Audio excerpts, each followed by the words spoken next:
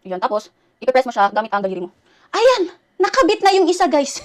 Di ba ang dali lang? Hi, everyone! So, in this video, guys, I am going to show you kung paano ko po kinakabit itong cluster lashes, okay? Pero, disclaimer lang, guys, ha, this is my personal technique.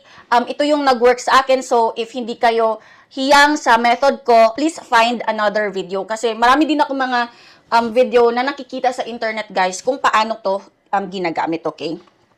So, personally, ang nag-work sa akin, first step, kini-curl ko muna yung eyelashes ko. So, para din hindi bumagsak ang pilik mata ko, guys, ang ginagawa ko, iniinit ko muna yung eyelash curler ko ng mga, siguro, 2 to 5 sec. Ginaganito ko, guys. Okay? So, itong kabila, ayan, na-curl na to, nalagyan na to ng mascara. So, itong left side na mata ko, hindi pa. So, di ba, nainit ko na. Tapos, fini-fill ko muna ang eyelash curler. Parang kulang pa. Okay. Ayan, sakto na.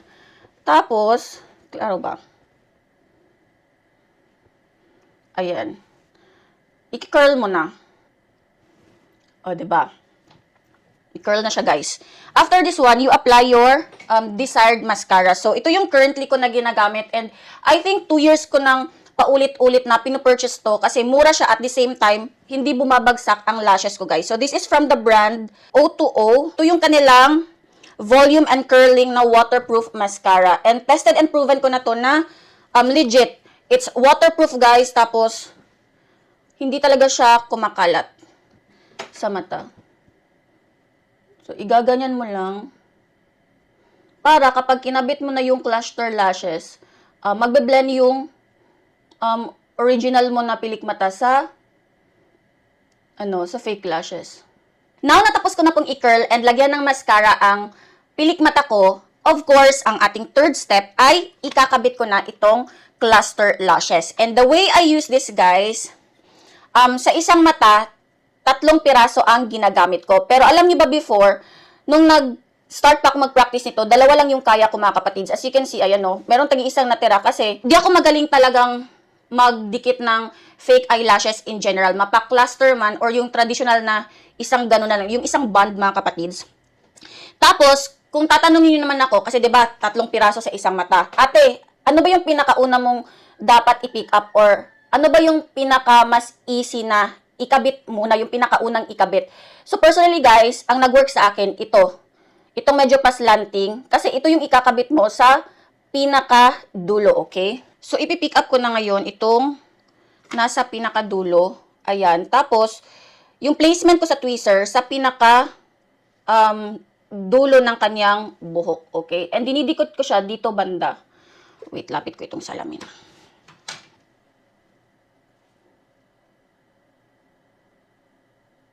Ayan, tapos, ipipress mo siya gamit ang daliri mo.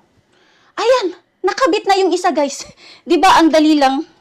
Tapos, ito namang nasa center ang isusunod mo. Ayan, igaganyan mo yung mata mo, medyo hihilain mo patas. Ayan. Tapos, press again. O, diba? Guys, as in, life-changing jud kayo ni guys. Kanang maka-addict siya, to be honest. Pagkabalo na ka magtaod, maka-addict siya. Kay kuan jud mong overall look, ma-pump up. Charing. Ayan. Ayan. And hindi siya masakit, hindi din makate. Walang tumutusok. Yung glue nito, transparent, pero hindi naman yung parang nagmumuta-muta ka, okay? Ayun, no? So, this is the before, guys. Ito po yung side na kinurl and nilagyan ko lang po ng mascara. And itong left side na eye ko, ito yung nilagyan ko earlier ng cluster lashes. So, see the difference, guys? Mas na-open ito, mas bumuka, mas nagniningning na parang manika, ganyan ang atake. Pero, hindi yung parang sasali ng beauty pageant, okay? Kasi ang atake po nitong variant na ginamit ko earlier ay for everyday use. And if you're going to ask me kung ano pong variant ito po yung BP01 if I'm not mistaken. So yeah, ayan o, gustong-gusto ko nung ginagamit, guys, kasi hindi siya intimidating yung design nito. Alam mo yung pang araw-araw, kahit student ka na magka-cluster lashes, kanang dili kasi tahon sa mong teacher. Okay, pero if you want a dramatic look or meron kang event na sasalihan, you can try some designs na katulad nito. Ayan, medyo mahaba ito mga kapatids. Ilalagay ko sa screen kung anong variant ito kasi nakalimutan ko and hindi ko pa nagamit. And by the way guys, if you buy this, ayan, meron siyang free tweezer. Ayan. And this is very affordable as in. So now, ikakabit ko po yung kabila para makita nyo po kung ano yung itsura kapag dalawang mata ko na ang merong clustered lashes. So, ikakabit ko siya off-cam guys para hindi masyado mahaba itong video na to. So, I'll be back shortly. So, I'm back guys and this is the final look ng both eyes ko kapag nalagyan na po ng cluster lashes. Yung realization ko after ko po matutunan kung paano to gamitin, kahit paulit-ulit yung makeup look mo, kahit napaka-simple, pero kapag naka-cluster lashes ka, na-elevate yung look mo. So, to be honest, yung look ko kasi mga kapatids, kanang kuan lang, very simple lang jud, pero with cluster lashes, mura kag asa mo adto. Okay, so yun lang guys. So I hope meron kayong natutunan in this video. And yeah, if you see these products sa inyong mga FYP feed, please give this a try. Okay, bye!